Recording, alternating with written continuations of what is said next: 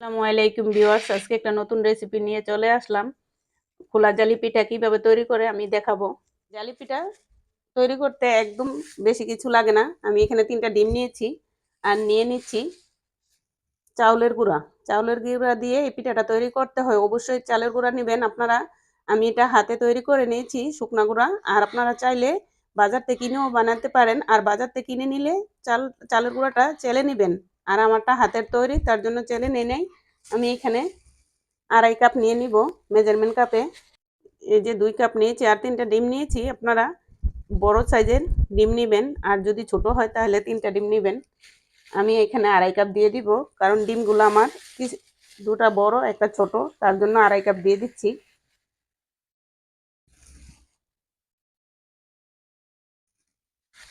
তারপর দিয়ে দিচ্ছি স্বাদ মতো লবণ।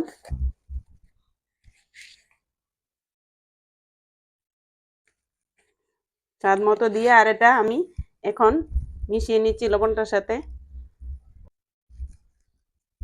তারপরে ডিমগুলো আমি ভেঙে নিচ্ছি। দেখুন আমি 3টা ডিম ভেঙে নিয়েছি। এখন আমি ডিম মাঝখানটা ফেটিয়ে নিচ্ছি ভালো করে।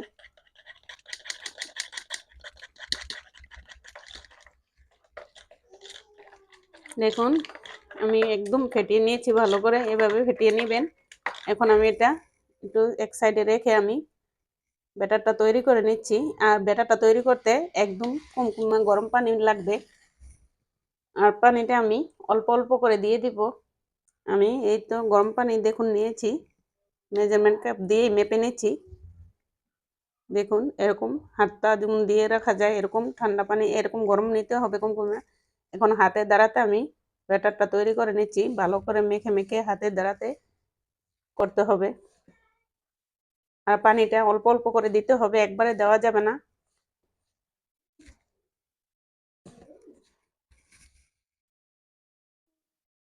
দেখুন এভাবে মেখে নিতে হবে, ভালো করে মাখলে পিঠাটাও তৈরি হবে ভালো। একদম কোনো দেখুন কিরকম গাঢ়। আমি আরো একটু পাতলা করব, এখন করব না, কারণ আমি আগে ডিমটা দিয়ে ভালো করে মিশিয়ে নিতে হবে, তাহলে বোঝা যাবে যে পাতলাটা কেরম করতে হবে। বেশি ঘন করাও যাবে না, বেশি একদম পাতলাও করা যাবে না।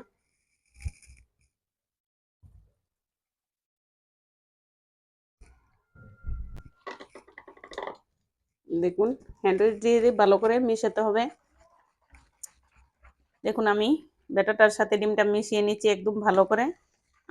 আমি এটা হাঁসের ডিম দিয়েছি, আপনারা চাইলে মুরগার ডিমও দিতে পারেন। হাঁসের ডিমটা দিলে ভালো টেস্ট আসে, তার জন্য হাঁসের ডিম দিয়েছি। দেখুন আমি ব্যাটারটা দেখাচ্ছি কিরকম পাতলা হয়েছে। আমার ডিমটা মিশানোর পর দেখুন কতটা পাতলা হয়ে গেছে। বেশি পাতলা করানো যাবে না। দেখুন এরকমই পাতলা রাখতে হবে। আমি এখন 20 মিনিটের জন্য রেস্টে রেখে দেবো ঢাকনা দিয়ে। 20 মিনিট পর ফিরে আসছি। 20 মিনিট পর ফিরে আসলাম। এখন আমি ভালো করে আবার মিশিয়ে নিব ব্যাটারটা, কিছুক্ষণ আবার নেড়ে চেড়ে মিশিয়ে নিতে হবে।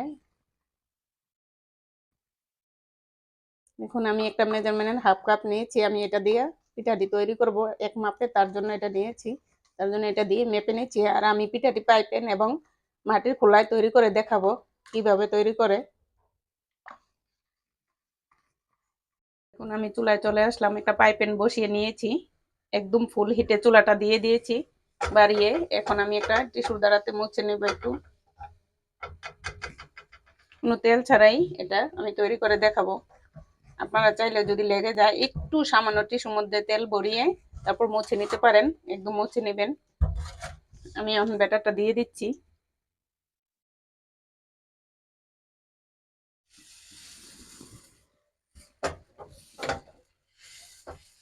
দেখুন এভাবে শেপ দিয়ে নেবেন গোলায় গোলায়।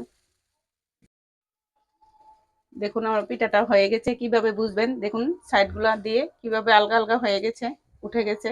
এখন আমি নামিয়ে নিচ্ছি।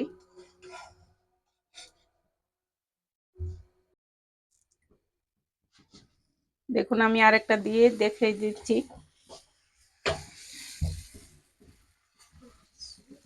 দেখুন কি সুন্দর ছিদ্র ছিদ্র হয়ে গেছে খোলা জালি পিঠা, এই ছিদ্র ছিদ্র ভাব হবে। দেখুন আমার ছাদগুলো আলগা আলগা হয়ে গেছে আবার। আমি এখন উঠিয়ে নিচ্ছি। আর এটি মিনিট খানের মধ্যেই হয়ে যায় পিঠাটা। একদম কত সুন্দর হয়েছে দেখুন।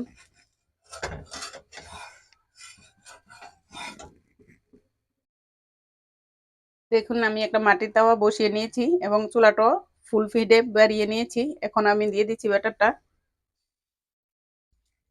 ব্যাটারটা দিয়ে এভাবে ঘুরিয়ে নেবেন।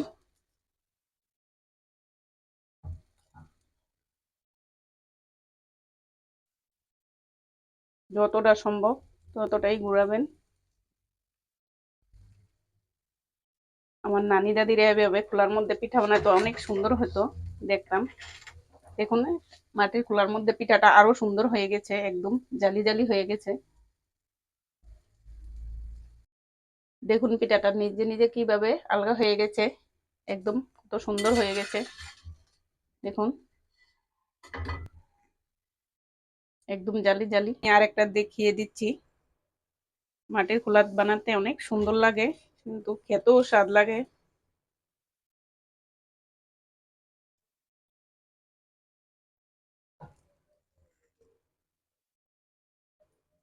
দেখুন কত সুন্দর হয়ে গেছে, একদম জালিদার পিঠা হয়ে গেছে। আর এটা কয়েক মিনিটের মধ্যেই হয়ে যায়। এভাবে তাওয়াটা ঘুরিয়ে নিবেন পিঠাটি তৈরি করার সময়। দেখুন আমি সবগুলা বানিয়ে নিয়ে আসছি, কত সুন্দর হয়ে গেছে একদম পিঠাগুলা। দেখুন এরকম জালি জালি হয়ে গেছে দেখুন, এভাবে ধরলে বোঝা যাবে যে আমার সবগুলা পিঠাই আমি একটা ছোট দিয়েও বানিয়ে দেখেছি যে ছোট ছোট তৈরি করা যাবে। আর দেখুন আমার সবগুলা পিঠাই এরকম জালিদার পিঠা হয়ে গেছে। এটা খেতে এত সফট, যা বলার বাহিরে। পিঠাটা তৈরি করছি যে সফট হয়ে গেছে দেখুন।